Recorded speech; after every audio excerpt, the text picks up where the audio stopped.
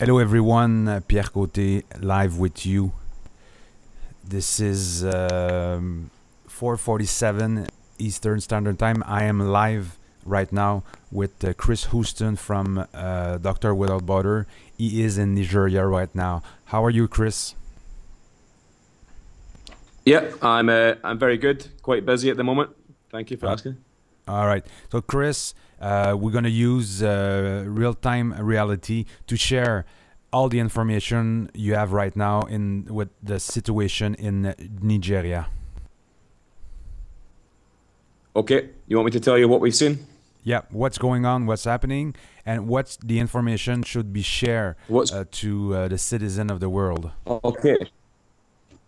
Well, thank you for asking. What's going on is that the dam in Goronyo, which is in Sokoto State, has broken. The dam that holds back a lake of water broke about a week ago, and a huge quantity of water flowed through this dam. The dam is holding back a lake that stretches back as far as the eye can see. It's a huge quantity of water, and it burst through this dam. The water flowed into the valley and has destroyed villages along the river for 200 kilometers. It's destroyed villages around the town of Goronyo. It's destroyed bridges and housing in Sokoto. It's destroyed bridges and housing in Argungu. Over this 200-kilometer stretch, there is hundreds of thousands of people who have all been displaced. They have had their homes destroyed. They have had their crops destroyed. They have had the buildings they store food destroyed. And these people are now in a very dangerous situation. They have no shelter. They have problems with access to water. And in brief summary, that is exactly what has just happened in Nigeria.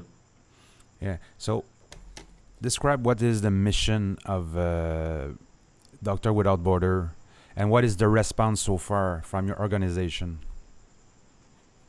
Okay, we have a number of projects that are running in Nigeria at the moment.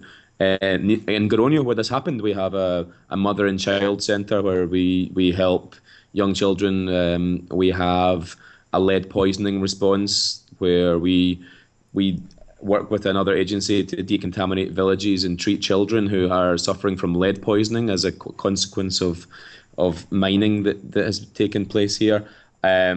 We have a team that I'm part of that does surveillance for outbreaks of diseases, meningitis, measles, and we have this team I'm part of. We permanently all year round looking for emergencies that have happened and helping to respond to them. Regarding this flooding, we have a response which involves distribution of clean drinking water, distribution of non-food items that includes shelter, blankets, mosquito nets, soap.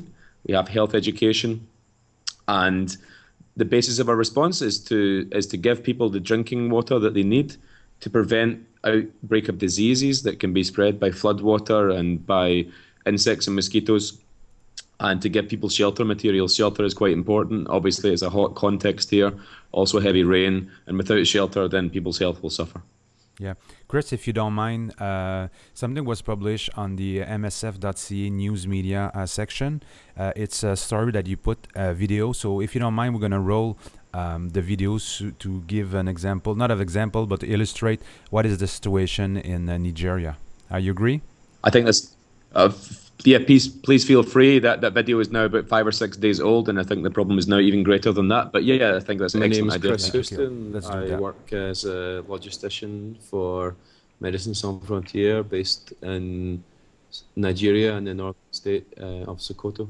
On the 1st of September last week, we were notified of floods in a place called Kagara, which is a small village near Goronyo. As we approached, we saw thousands of people leaving the village, heading towards Goronyo town. And basically, the inhabitants of the village had their village and all their homes and all their crops and all their storage of food completely destroyed. On the 8th of September, things got a lot worse. The reason that Kagara had been flooded, we believe, is because people had opened the gates on the dam to release the pressure. so that the dam didn't fail. And so the consequences of that was Kagara getting flooded. But yesterday we started receiving reports of much wider spread flooding. And having gone there to look at it myself yesterday, what was very obvious was that the spillway from the dam had completely failed. The dam holds back a lake. We're talking a huge volume of water that around midnight, around 1 a.m. yesterday morning, burst through that spillway. It hit Kagara again, but it also hit all the surrounding villages. So now the problem that Kagara faced is now being faced by countless villages. It's difficult to make an accurate assessment of it because the roads are cut off and we're relying essentially on word of mouth. But already we've had reports of something like 25, 30 villages that have been completely swamped by this water. So the water came very rapidly, demolishing houses, demolishing the buildings that people use to store their food, and destroying the crops. What we intend to do is to help as many people as we can realistically.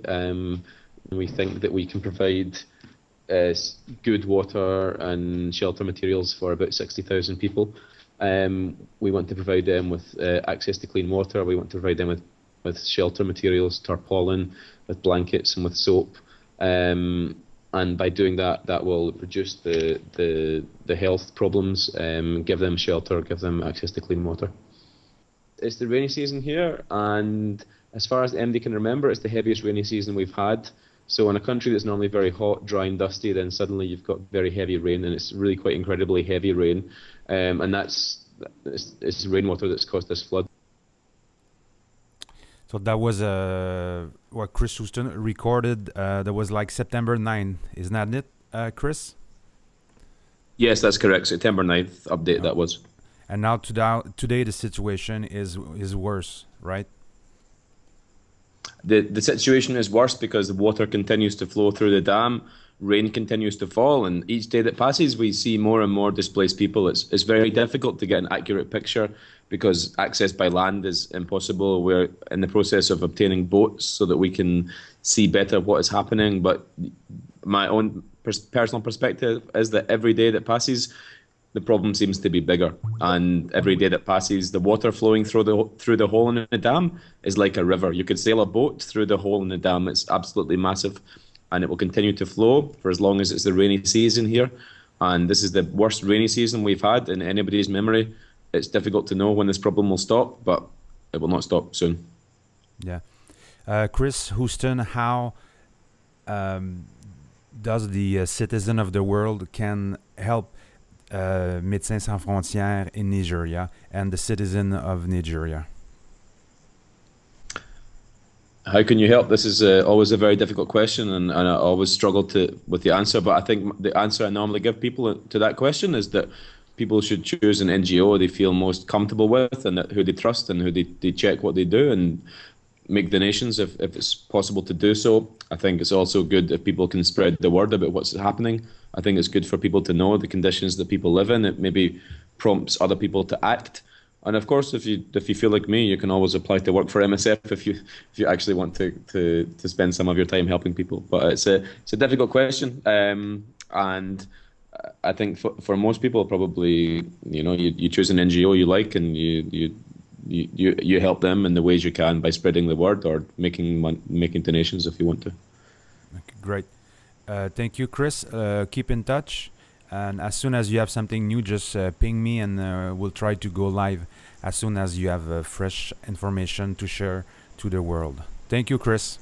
Thank you very much. Thank you for the opportunity to tell people what's going on. I really appreciate that. Thank you, Pierre. Thank you. Bye-bye. That was Chris Houston from Médecins Sans Frontières, who was live from Nigeria.